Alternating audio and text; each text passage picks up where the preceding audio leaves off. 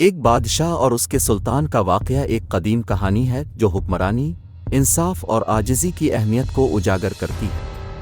یہ واقعہ ایک ایسے بادشاہ کے گرد گھومتا ہے جو اپنی طاقت اور دولت کے بل بوتے پر اپنی رعایا میں بے حد مشہور تھا۔ وہ اپنی سلطنت میں ایک طاقتور اور عظیم حکمران کے طور پر جانا جاتا تھا اور اس کا ہر فرمان قانون کی طرح مانا جاتا تھا۔ اس بادشاہ کے دربار میں ایک نوجوان سلطان تھا جو انتہائی ذہین، دانشمند اور رحم دل تھا۔ سلطان ہمیشہ بادشاہ کو مشورے دیتا تھا اور کوشش کرتا تھا کہ بادشاہ اپنی رعایا کے مسائل کو سمجھ سکے اور انصاف کے ساتھ حکومت کرے۔ بادشاہ نے سلطان کی عقل اور قابلیت کو پہچان لیا تھا، لیکن اس کے دل میں غرور اور تکبر بھی پیدا ہونے لگا تھا۔ ایک دن بادشاہ نے اعلان کیا کہ وہ اپنی رعایا سے ملنے اور ان کے حالات کا جائزہ لینے کے لیے سلطنت کا دورہ کرے گا۔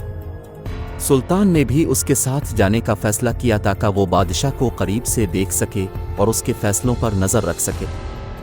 دورے کے دوران بادشاہ نے دیکھا کہ سلطنت کے مختلف حصوں میں لوگ غریبی اور تنگدستی کی زندگی گزار رہے ہیں، لیکن بادشاہ نے اس کی کوئی خاص پرواہ نہیں کی۔ اس کا خیال تھا کہ یہ لوگ اپنی قسمت کے غلام ہیں اور ان کی مشکلات کا حل بادشاہ کے ہاتھ میں نہیں ہے۔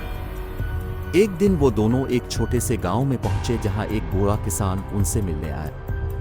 کسان نے بادشاہ سے کہا کہ بادشاہ، میں نے ساری زندگی محنت کی، لیکن میری زمین بنجر ہو گئی ہے اور میں اپنے بچوں کا پیٹ پالنے سے قاصر ہوں۔ مجھے انصاف چاہیے۔ بادشاہ نے کسان کو نظر انداز کیا اور آگے بڑھ گیا، مگر سلطان نے کسان کو غور سے سنا اور بادشاہ کو کہا، اے عظیم بادشاہ، یہ آپ کی رعایا ہے۔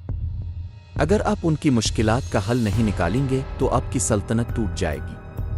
آپ کی حکومت کا اصل مقصد عوام کی خدمت ہے، نہ کہ اپنی طاقت کا مظاہرہ۔ بادشاہ نے اس بات کو سن کر کچھ دیر کے لیے خاموشی اختیار کی۔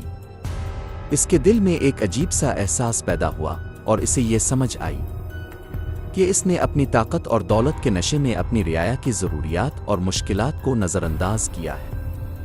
اسی وقت بادشاہ نے فیصلہ کیا کہ وہ اپنی حکومت کا انداز تبدیل کرے گا۔